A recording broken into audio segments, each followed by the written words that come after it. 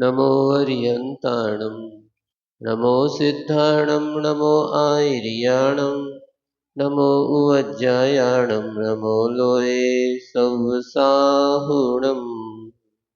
देवादेव श्री ऋषभनाथ जी भगवान की परम पूज्य आचार्य प्रवर गुरुदेव श्री विद्यासागर जी महाराज की परम पूज्य अभिनव आचार्य श्री समय सागर जी महाराज की जय। पटनागंज के श्री बड़े बाबा जी की जय।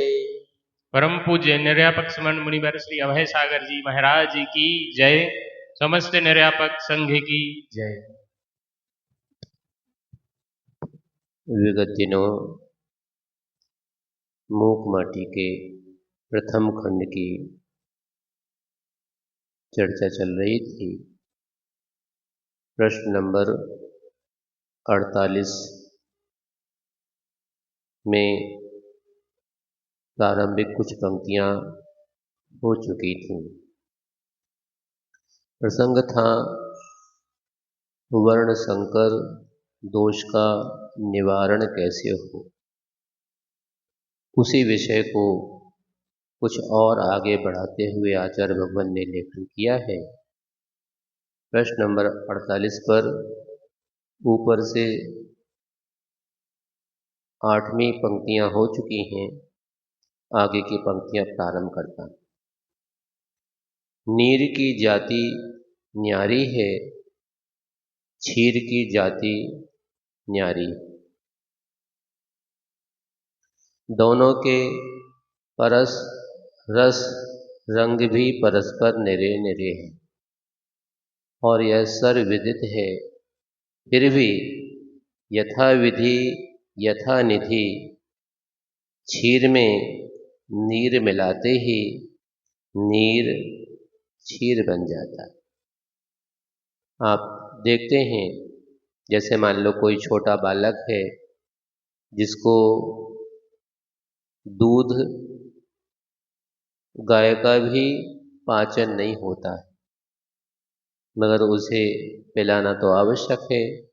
अभी अन्न का सेवन वो नहीं कर रहा है, करने योग्य नहीं है, तो फिर क्या किया जाए? भूखा रखा जाए? ऐसा तो नहीं। अब भैंस का या ऊँटनी का दूध तो बहुत दूर की बात, जिसे देसी गाय का दूध भी नहीं पच रहा है, तो क्या किया जाए? जो कुशल व्यक्ति होता है वह एक रास्ता निकालता है कि उस दूध में पानी मिला लेता है। उस पानी को ही यहाँ पर, जैसे आप लोग चौके में पानी ले आओ, ऐसा नहीं कहते। क्या कहते हैं? जल ले आओ, अथवा शब्द वही है, किंतु आप घर में भोजन करते हैं, महाराज के लिए भोजन कराओ, ऐसा कहते हैं? नहीं, फिर शब्द क्या बदल जाता है? आहार की व्यवस्था है। आपका भोजन है, साधुओं का आहार है। मगर गलती से कुछ लोग ना समझी से भी एक और नए शब्द का प्रयोग कर लेते हैं। हमारे ते खाना खलाइयो। कोई त्यागी व्रति हो तो आप उससे और तीसरा शब्द प्रयोग कर देते हैं। आपको पता नहीं है कि हम जिन शब्दों का प्रयोग कर रहे हैं उनका वास्तविक अर्थ क्या है। कैसे? जैसे कि हमने एक दिन दृष्टांत में सुनाया था कि भोजन में विविध प्रकार की सामग्रियां आप बनाते हैं और उसमें से एक ऐसा आइटम है जिसमें कुछ बेसन के साथ साथ लौकी या लौकी को किस करके मिला करके और एक व्यंजन तैयार करते। क्या कहते हैं उसे? देखो, जिन्होंने कहा कोफ्ता, अगर बिट्टू आपके पास में मोबाइल है उसमें डाल करके देख लेना, तो लिखा मिलेगा आपको हिंदी के शब्दकोश में कि बेसन के साथ मिला हुआ लौकी के साथ में तैयार हुआ लजीज व्यंजन जिसमें मांस और उसके अन्य जो आइटम हैं वह मिला करके तैयार किए जाए। अब हमें तो क्या हो महाराज, हमें तो कहने पर सुख क्या दे। आप चाहें तो उसको सुधार करके बेसन के भजिया भी कह सकते हैं, मगर क्या करें महाराज, हमने तो विदेशी संस्कृति को ज्यों का त्यों अपना लिया है। हमारे यहाँ पर आज बच्चा है, उसका वर्धापन दिवस है। वर्धापन दिवस क्या होता है पता नहीं महाराज, कौन सी भाषा में आपने क्या कह रहे हैं। बर्थडे कह दो तो जल्दी समझ में आ जाए, क्यों हम विदेशी हैं ना, देश की संस्कृति को हम भूल रहे हैं, विदेशी संस्कृति को अपना रहे हैं। तो बर्थडे है तो बर्थडे में क्या कार्यक्रम होगा, एक आइटम बनाया जाएगा। कौन सा आइटम, जिसे आपकी भाषा में आप केक कहते हैं। उस केक की भी तथाकथा अगर आप किसी इंग्लिश हिंदी डिक्शनरी में आप पढ़ लेंगे तो जिसमें अंडा प्रमुख तत्व होता है, उसमें दूध को फेंट करके अंडे के साथ में पका करके उबाल करके और जो भी आइटम उसमें डलता है मिला करके बनाया हुआ व्यंजन है, वह है केक। अब महाराज से कहो, महाराज केक ले लो, कैसे ले लें वो केक, क्योंकि हमने तो शब्दकोश पढ़ा है और उसमें केक का मतलब अच्छा नहीं है। हाँ, तो फिर क्या कहें महाराज, तो बहुत से लोग उसको मोहन भोग कहते हैं कि मोहन भोग है। तो कम से कम हम अपने भारतीय संस्कृति के अनुरूप शब्दों का भी प्रयोग सीख सकते हैं। इसलिए यहाँ पर आचार्य भगवान ने पानी नहीं लिखो, जल भी नहीं लिखा, नीर शब्द का प्रयोग किया। वह जो नीर है और क्षीर यानी दूध है, दोनों की जाति न्यारी है, दोनों के गुणधर्म भिन्न भिन्न हैं, दोनों का परस यानी स्पर्श भी, रस भी और गंध भी और रंग भी भिन्न भिन्न है। किंतु यह सब जानते हैं कि यथा विधि हो,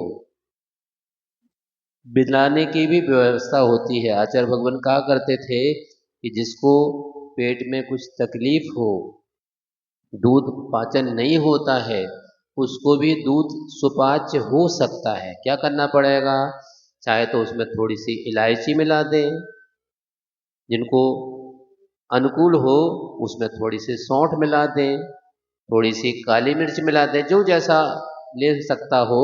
मौसम के अनुरूप भी दृष्टि में रखना पड़ता है, अन्यथा एक बार जो कह दिया वो ठाकुर के वचन न हो जाएं। शरीर की प्रकृति को भी दृष्टि में रखना है और उसमें दूध में पानी मिलाने के बाद तत्काल में नहीं देना।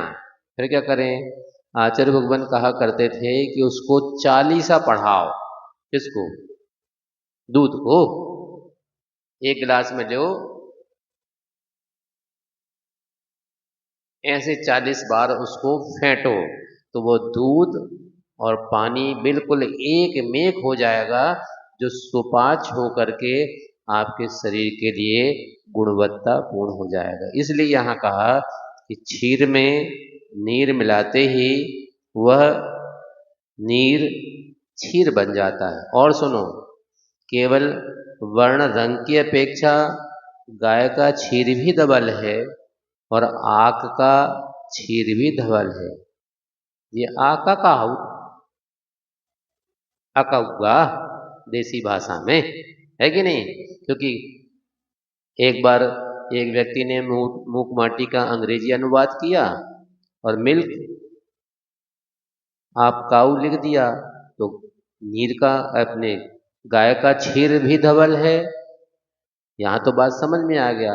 अब दूसरा उन्होंने क्या किया, आक का क्षीर भी धवल है, तो मिल्क आप आक लिख दिया।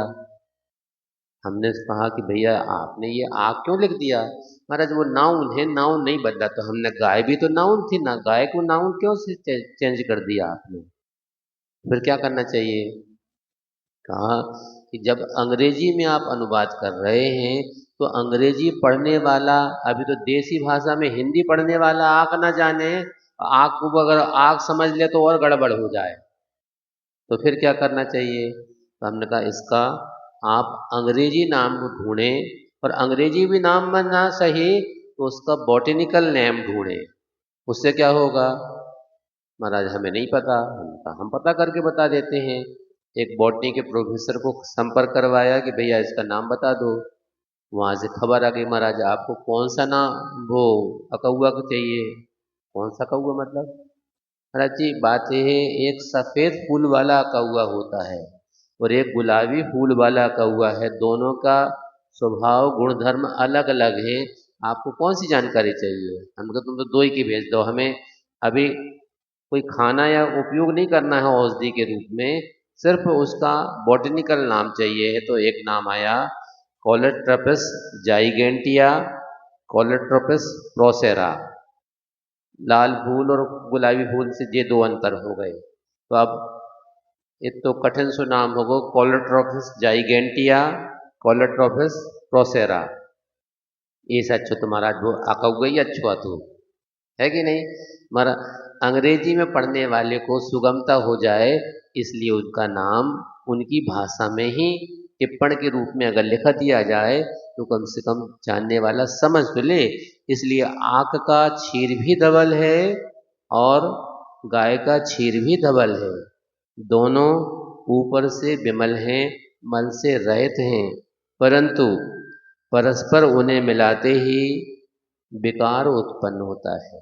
करना नहीं गलती से भी ऐसा काम, क्योंकि वह अकौआ का जो दूध है वह भी सफेद रंग का है और गाय का दूध भी कौन से नीले रंग को का पीले रंग को सफेद रंग का होता है। तो उस दोनों में सफेद पना तो है जिसको धवल लिखा है यहाँ पर, किंतु अगर परस्पर मिलाया जाए तो उसमें विकार उत्पन्न हो जाता है और क्षीर फट जाता है। फट जाता, सुई धागा ले लो, सी लेना उसको, सिल जाएगा। फिर दूध का आप दही तो बना सकते हैं, किंतु अगर वो फट गया दूध तो फिर किसी काम का वो नहीं रह जाए। इसलिए उसका सही सदुपयोग करना है और वह पीर बन जाता है। पीर अर्थात पीड़ा के लिए कारण हो जाता है।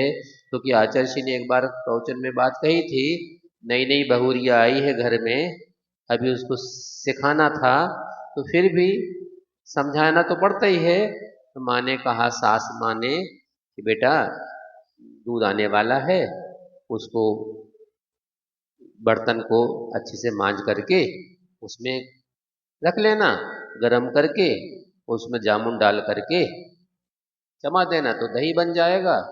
अपन उसको मत करके फिर नवनीत निकाल करके घी बना लेंगे। ठीक है माँ, आप मंदिर जा रहे हैं क्या? हाँ मंदिर जा रहे हैं, ठीक है।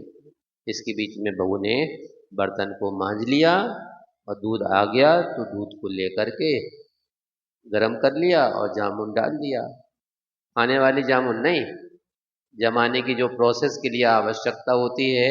कुछ लोग सिक्का डालते हैं, कुछ लोग नारियल की नरेट डालते हैं, कुछ लोग मार्बल वो भी डालते हैं, कुछ लोग बादाम हैं वो बादाम डालते हैं, और भी जो आप लोग जानते हो प्रयोग किए जा सकते हैं। इतने प्रयोग करने से वह दूध जम जाता। जब सास आई लौट करके शाम को उन्होंने पूछा, देखो दही जम गया क्या? देखा वहां तो दही नाम की कोई चीज थी नहीं। और ये मम्मी, क्या क्या हो गया? ये दूध तो फट गया। क्यों फट गया? बर्तन नहीं मांजा था? मांजो तो था। कैसे मांजा था? जैसे मांजा जाता है, बर्तन लिया और बाहर से अच्छे रगड़ रगड़ कर, एक बार नहीं 2 बार मांज लिया। बाहर तो मांजा था, भीतर मांजा था। आपने भीतर का कहाँ था? आपने तो कहा तो मांज लेना बाहर से, तो मांज दिया हमने बाहर से। यही है समस्या की जड़, कि हमने संसार में अपने शरीर को नहलाने धुलाने में ही तो अपने जीवन का सर्वस्व समझ लिया है। किंतु भीतर के परिणामों को मांझने का कोई प्रयास नहीं किया। इसलिए हमारे वैकारिक भाव हमारे अंदर विद्यमान सदा बने रहते हैं। वो जब तब उखड़ करके आ जाते हैं तो हमारे परिणामों को दूषित कर देते हैं। किंतु अगर हमने भीतर के परिणामों को मांझने का प्रयास करते तो हो सकता थे जो कषाय हैं, वैभाविक भाव हैं, जो उद्रेक पा करके जब तक उठ खड़े होते हैं, वो साफ होने से समन हो जाता। इसलिए नीर का क्षीर बनना ही वर्ण लाभ है। वो जो पानी है वह दूध में मिलाने से वह अपने रूप में क्षीर कर लेता है। यह वर्ण लाभ है, वरदान है। और क्षीर का फट जाना ही वर्ण संकर है, अभिशाप है। इससे यही फलित हुआ अलम विस्तरेण। वह दूध गुणवत्तापूर्ण काम कर रहा है तो भले ही उसमें नीर मिल गया है क्षीर में, तो भी वह पानी दूध में मिलकर के दूध जैसा फल देने के लिए कारण बन गया। यह तो उसका वर्ण का लाभ है। क्यों? उसने उसे आत्मसात कर लिया, अपने में मिला लिया। किंतु क्षीर का फट जाना विकार है, वर्ण संकर है, दोष के लिए कारण है। इसी प्रकार से हमारे परिवार में जो नया सदस्य आया है उसे हमने अपने रूप में अगर स्वीकारता प्रदान कर दी है तो वह कैसे भी हो, वह हमारे रूप में हमारे आचार विचार व्यवहार के अनुरूप ढल सकता है, ढल जाता है। और आपने अगर उसके साथ में अच्छा व्यवहार नहीं किया तो फिर वह आपके साथ में रहना पसंद भी नहीं करेगा। वह वर्ण के विकार के समान ही कारण बन जाएगा। इसलिए इससे यही फलित हुआ है अलम विस्तरेण। अब कितना कहें अलम, यानी इस विषय को विस्तार से हम समाप्त करते। इसी बीच में अरे कंकरो, माटी से मिलन तो हुआ पर माटी में मिले नहीं तुम। क्योंकि कंकरों को समझाया जा रहा था तो वो कहा जा रहा उससे, कंकड़ों से, कि अरे कंकड़ों, माटी से मिलन तो हुआ तुम्हारा, आज नहीं, बहुत लंबे समय से तुम माटी के साथ रहे हो, पर माटी में मिले नहीं तुम। तुमने अपना अस्तित्व पृथक बना करके रखा, माटी के जैसे तुम नहीं हुए। पर माटी में घुले नहीं तुम, माटी से छुअन तो हुआ पर माटी में घुले नहीं तुम। रहे तो वहीं पर, किंतु तुमने अपनी सत्ता पृथक बना के रखी। माटी के साथ में रह करके अगर तुमने एकता रखी होती, तुम भी माटी के समान हो गए होते। इतना ही नहीं, चलती चक्की में डालकर तुम्हें पीसने पर भी अपने गुणधर्म भूलते नहीं। भले ही चूर्ण बनते, रेतिल माटी नहीं बनते तुम। कितना भी बड़ा हो पत्थर, उसको चूर्ण करते जाओ, बड़े से छोटा, छोटा से और छोटा होते होते बिल्कुल छोटा सा क्यों ना हो जाए। कई बार देखने में आपको भी आता होगा, जैसे आप भोजन कर रहे हैं और भोजन में नमक का उपयोग करते हैं, और नमक के उपयोग करने में कभी कभी किसी किसी नमक में थोड़ा सा रवा अगर जैसा रह जाए तो वो आपके भोजन के आनंद को किरकिरा कर देता है कि नहीं। अथवा दाल चावल आदि आप जो सेवन कर रहे हैं उसमें गलती से, भूल से, नासमझी से, लापरवाही से एक छोटा सा भी कण अगर कंकर का आ गया तो फिर वो आपके चेहरे को कुछ अलग रूप में ही विकृत कर देगा, क्योंकि उसका स्वभाव गया नहीं। इसलिए यहाँ कहा कि भले ही चक्की में भी पीस दिया गया है, तुम्हें आटा के साथ में पिस गया है वो कंकड़, आटा के समान भले ही हो गए, देखने में नहीं आ रहा आपको अलग से, किंतु वह चलती चक्की में डालकर पीसने पर भी अपने गुणधर्म भूलते नहीं तुम।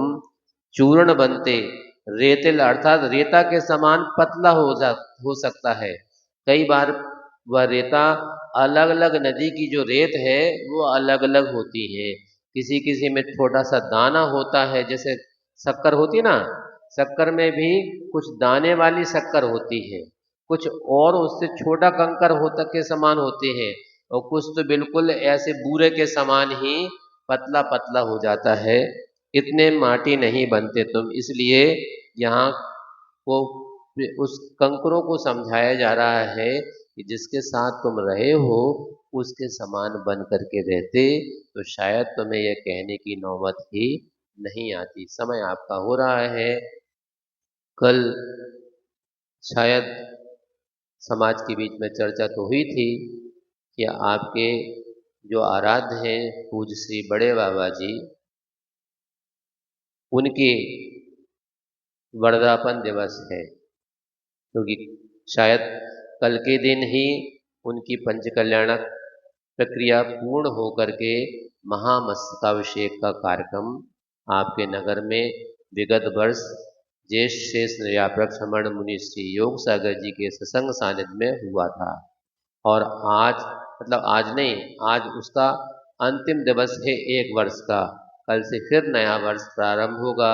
समाज की मनोभावना थी कि उस दिन को हम ख्याल में रख करके एक नए आरंभ के रूप में उन श्री बड़े बाबा जी का, अभी तक तो आप चरण का ही स्पर्श कर पाते थे, किंतु आपको उन बड़े बाबा जी का महामस्तकाभिषेक करने का भी सौभाग्य प्राप्त होने वाला है। वह अमूल्य क्षण है जब आप उसको अपनी आंखों के सामने देख पाएंगे, क्योंकि वो वर्ष में एक ही बार अभी अवसर आएगा। फिर शायद दीपावली के दिन भी वो अवसर आपको मिल सकता है। अगर आपका उत्साह उमंग भावना बनी रही तो वह कार्य हो सकता है। एक बात। दूसरी बात, मध्याह्न की बेला में इसी स्थान पर आपके नगर में जो पाठशाला संचालित होती है उसका भी स्थापना दिवस का कार्यक्रम की तैयारियां चल रही हैं। उसमें भी आप सबकी सहभागिता मध्याह्न काल में, चूंकि आप सबके सहयोग से ही वो काम होना है, वह कार्य भी हो रहा है। एक तीसरी बात हम आपसे कहना चाहते हैं। आचार्य भगवान गुरुदेव श्री विद्यासागर जी महाराज ने अपने 1968 से लेकर के सन 2024 तक के बीच में संयमित जीवन को जिया और श्रेष्ठतम आदर्शमय जीवन को जिया, जहां उन्होंने अपनी आध्यात्मिक साधना अपने आत्म कल्याण के लिए की, वहीं हम सब जीवों के कल्याण के लिए भी वो निमित्त भूत बने थे। उन्होंने अपने तन की परवाह नहीं की, किंतु अपने संयम का परिपालन करते हुए, जैसे एक दीप से दूसरे दीप जलते हैं, ऐसे अनेक दीपों को जलाने में प्रयास किया। और उसका ही सुपरिणाम है कि उनके उन संयमित जीवन काल में लगभग 508 दीक्षाएं उन्होंने प्रदान करके अनेक दीपकों को अपने समान बना करके संयमित जीवन का उपकार किया। इतना ही नहीं, आपके नगर समेत अनेक नगर हैं जहां पर उनकी प्रेरणा से, उनके मार्गदर्शन में अनेक प्राचीन तीर्थ क्षेत्रों का विकास हुआ, जीर्णोद्धार हुआ, नवीन मंदिरों का भी निर्माण हुआ, पाषाण के निर्मित विशाल भव्य जिन मंदिरों का भी निर्माण हुआ। उनकी ही प्रेरणा से आपके बच्चों में संस्कार आए, इसलिए गांव-गांव, नगर-नगर में जहां पाठशालाएं संचालित हुई, वहीं बच्चों को संस्कारमय शिक्षा प्राप्त हो, इसलिए बच्चों के लिए 5-5 प्रतिभा स्थलियां संचालित हो रही हैं। इतना ही नहीं, उनकी प्रेरणा से, उनके मार्गदर्शन में आपके जिला मुख्यालय सागर में एक बड़ा भव्य चिकित्सालय भी है, जिसे भागवत तीर्थ के नाम से आप जानते हैं। वहाँ एलोपैथी की चिकित्सा भी है, आयुर्वेद की भी है, नेचुरोपैथी की भी है, किंतु पूर्णतया आयुर्वेद की चिकित्सा पद्धति मिले, इसलिए जबलपुर में पूर्णायु के नाम से चिकित्सा महाविद्यालय भी बच्चियों के निमित्त से संचालित हो रहा है। एक ही नहीं, अनेक उपकार उन्होंने अपने जैन समाज, जैन धर्म, जैन संस्कृति के लिए किया। इसके साथ ही साथ उन्होंने देश के विकास के लिए भी बहुत अनूठे आयाम उपस्थित किए। जैसे कि देश का नाम आप लोग हिंदी में तो बहुत बिरले व्यक्ति कह पाते हैं, देश का नाम इंडिया होता है, किंतु देश के चाहे राष्ट्रपति महोदय हों, चाहे प्रधानमंत्री महोदय हों, उनको भी उन्होंने संबोधित किया, प्रेरित किया, और उसका परिणाम धीरे धीरे सामने आ रहा है कि देश का नामकरण जो बड़े बड़े समारोह कार्यक्रम होते हैं उसमें प्रेसिडेंट ऑफ इंडिया के स्थान पर प्रेसिडेंट ऑफ भारत लिखा जाना प्रारंभ हो चुका है। देश के राष्ट्रपति महोदय ने स्वयं अपने वक्तव्य में उसको उद्धृत किया था कि आचार्य भगवान ने ही हमें इस काम के लिए प्रेरणा दी। देश के प्रधानमंत्री महोदय हैं, जब भी वो आचार्य भगवान के संपर्क में आए, आचार्य भगवान ने उन्हें कहा कि शिक्षा का माध्यम भारतीय भाषा अपनी मातृभाषा में हो। विदेशी भाषाओं से हमें कोई द्वेष नहीं है, किंतु हमें अपनी मातृभाषा में उसका प्रयोग करें तो ज़्यादा अच्छा होगा। साथ ही साथ हम भारत के ऊपर हमारी संस्कृति में, हमारे आचार विचार में इतनी अच्छाइयाँ हैं कि उनको ही अगर हम सामूहिक रूप से अगर प्रयोग करें तो हम अपने देश को आत्मनिर्भर भारत बना सकते हैं। अभी आप जान रहे हैं कि विदेशी एक राष्ट्रपति महोदय ने देश के ऊपर टैरिफ लगा दिया, 50% टैरिफ लगा दिया, किंतु अगर हम स्वावलंबन के ऊपर आश्रित रहें तो अपने देश को उस संकट के दौर से भी गुजर सकते हैं।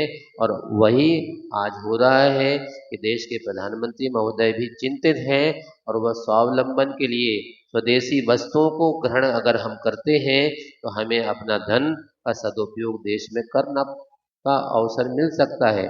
ऐसे अनेक उपक्रम, चाहे राष्ट्रपति हो, प्रधानमंत्री हो, अनेक मुख्यमंत्री हो, राज्यपाल हो, मंत्रीगण हैं, जब जब आचार्य भगवान के सानिध्य में आए उन्हें प्रेरणा मिली, कुछ नया मार्गदर्शन मिला और उसको उन्होंने आत्मसात करके उसका परिपालन भी किया। अब वैसे तो संघ की परिपरंपरा नहीं है, किंतु फिर भी कल का दिन किसके लिए प्रसिद्ध है? शरद पूर्णिमा के दिन। और संयोग की बात है कि हम सबके आराध्य आचार्य भगवान गुरुदेव श्री विद्यासागर जी का जन्मदिन कल आने वाला है। और ये इतना ही नहीं, अभी वर्तमान में जो हम सबके संघ के नायक हैं आचार्य भगवान श्री समय सागर जी महाराज, संयोग से उनका भी जन्म दिवस शरद पूर्णिमा का ही दिन है। इसलिए आप भले ही कोई कार्य करें या न करें, एक कार्य कर सकते हैं। क्या कार्य कर सकते हैं? जबलपुर में जहाँ आचार्य भगवान की प्रेरणा से प्रतिभा स्थली है, पूर्णायु है, ब्राह्मी विद्याश्रम है, और भी अनेक, पूरी मैत्री है, ऐसे अनेक उपक्रम हुआ। प्रसन्नहारी की मड़िया है जहाँ पर आचार्य भगवान की प्रेरणा से अनेक कार्य हुए हैं। उस जबलपुर से छत्तीसगढ़ की जो राजधानी है रायपुर, वहाँ जाने के लिए एक ट्रेन प्रारंभ हुई है, जबलपुर रायपुर इंटरसिटी एक्सप्रेस। 1 माह से ज़्यादा समय हो गया है, संचालित होना प्रारंभ हुआ, किंतु अभी उसका कोई नाम नहीं हुआ। अगर आप सब सामूहिक रूप से ठान लें तो उसका नाम आचार्य विद्यासागर इंटरसिटी एक्सप्रेस हो सकता है। अकेला ताली बजाने से कुछ नहीं होने वाला है, तो क्या करना पड़ेगा हमें? आपको गूगल फॉर्म उपलब्ध हुआ है व्हाट्सएप के माध्यम से, उसको आप स्वयं भरें। एक मोबाइल से एक ही भरें ऐसा नहीं है, एक मोबाइल से घर के जितने सदस्य हैं उतने के नाम से आप, चाहे छोटा बालक हो, चाहे बुजुर्ग हो, चाहे युवा हो, चाहे प्रौढ़ हो, चाहे बुजुर्ग हो, सबके नाम से अलग अलग अकाउंट बना करके उनके उनके नाम से उस गूगल फॉर्म को भर सकते हैं। महाराज हम तो मोबाइल चलाऊत नहीं हैं, हम क्या कर सकत? आपके लिए व्यवस्था है। उसी फॉर्म में एक लिंक और साथ में दी है जिसमें एक फॉर्म भरा है, उस फॉर्म का प्रिंट निकाल लें और उस पर आप अपना नाम, अपना पता, अपना मोबाइल नंबर लिख करके हस्ताक्षर कर सकते हैं, तो वह भी स्वीकार हो जाएगा। फिर और क्या कर सकते हैं? आपके नगर में पाठशाला चलती हैं तो पाठशाला के जो बच्चे हैं उन बच्चों से भी वह फॉर्म भरवाया जा सकता है। इतने ही नहीं, अगर आपके नगर में स्कूल संचालित होते हैं, चाहे जैन समाज के द्वारा संचालित होते हो, चाहे किसी जैन बंधु के द्वारा संचालित होते हो, अथवा जैनेतर बंधुओं के द्वारा भी संचालित स्कूल हो, उसमें भी बच्चों से बच्चियों से उस फॉर्म को भरवाया जा सकता है। विश्वविद्यालय अगर संचालित होते हो तो उसमें भी यह कार्य कराया जा सकता है। फिर हमें क्या करना पड़ेगा? करना इतना है, आप अपने नगर में जो आपके समाज के व्हाट्सएप ग्रुप हो, उन व्हाट्सएप ग्रुप में भी उसको चलवा करके लोगों तक भेज सकते हैं, अपने परिचित अपने रिश्तेदारों के पास भेज सकते हैं, अपने नगर और नगर के आसपास जो ग्राम हो नगर हो वहाँ तक सूचना भेज सकते हैं। सामूहिक रूप से अगर आप प्रयास कर लेंगे तो कल का दिन ही इतना हो सकता है कि आपके पास में 20, 25, 50,000, 1 लाख से ज़्यादा फॉर्म एक दिन में भरे जा सकते हैं। इसलिए इस समाचार को भी आप अधिक से अधिक व्हाट्सएप के माध्यम से, फेसबुक, इंस्टाग्राम, टेलीग्राम, जो भी सोशल मीडिया है उस सोशल मीडिया के माध्यम से, इलेक्ट्रॉनिक मीडिया के माध्यम से, प्रिंट मीडिया के माध्यम से, और नहीं तो मुंह से एक से दूसरे तक समाचार दे सकते हैं कि यह हस्ताक्षर अभियान चल रहा है।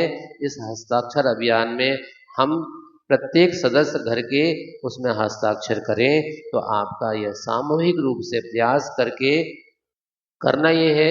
उसमें जो आपको पता दिया जाएगा उस पते पर आप अपने नगर से पीडीएफ बना करके पूरा मैटर स्कैन करके हस्ताक्षर वाला मैटर भेज सकते हैं।